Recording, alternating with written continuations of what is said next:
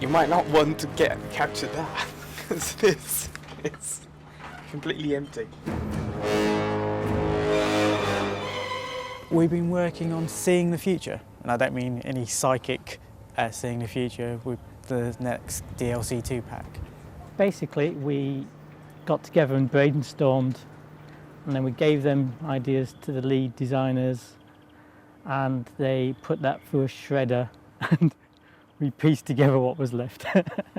We started with DLC 2 right after we finished Not Whole Island, so we didn't have quite a break there.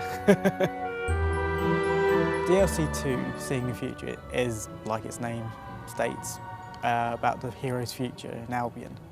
So we've added story because we wanted to kind of gel things together, and that came from Peter. He just kind of said that he wanted a story.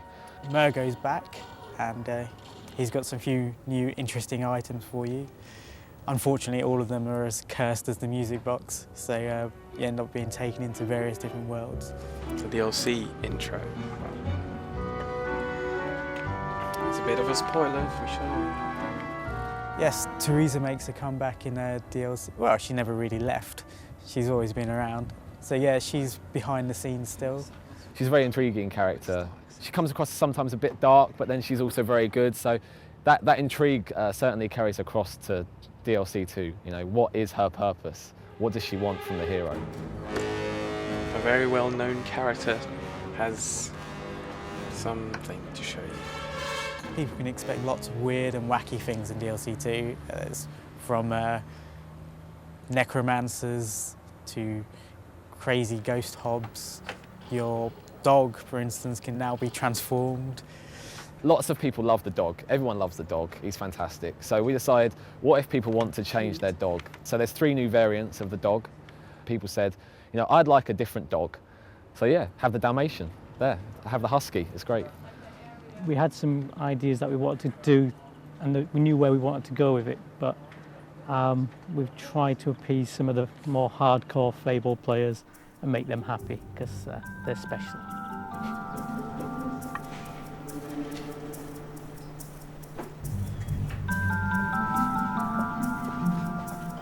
For those that have played Fable 1, they'll recognise, hopefully, Oakvale from that. It's nice to go back to Fable 1. For a lot of the team that have worked on it in the past, it's always like a trip down memory lane, and it's nice to be able to bring that creativity back, and hopefully people will recognise parts, because Wraithmarsh from Fable 2 was Oakvale from Fable 1, but now you're able to see it as it was in between Fable 1 and Fable 2.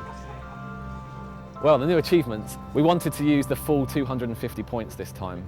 There's a couple for like secret things, and there's one for completing the core story, but we really wanted them to have a little bit of fun to them as well, so they're more like the Fable 2 retail ones than the DLC 1 achievements.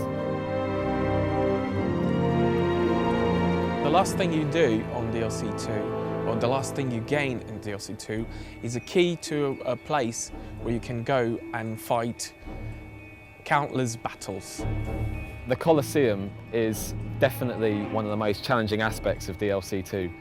People said they wanted something just so challenging and difficult. They'd really have to take their time to be a high-level hero. So the Colosseum is balanced around a high-level hero, and it's difficult. I mean, it's still fun, but if you want to be the best in the Colosseum, if you want to get the ultimate prize, as it's called, you'll have to be pretty good at it. The Necromancer, one of the particular quests, we wanted you to have a pretty epic fight with him. I mean, a lot of the boss characters in Fable 2, most players didn't really have much trouble with it. The Necromancer should give people a bit of a challenge.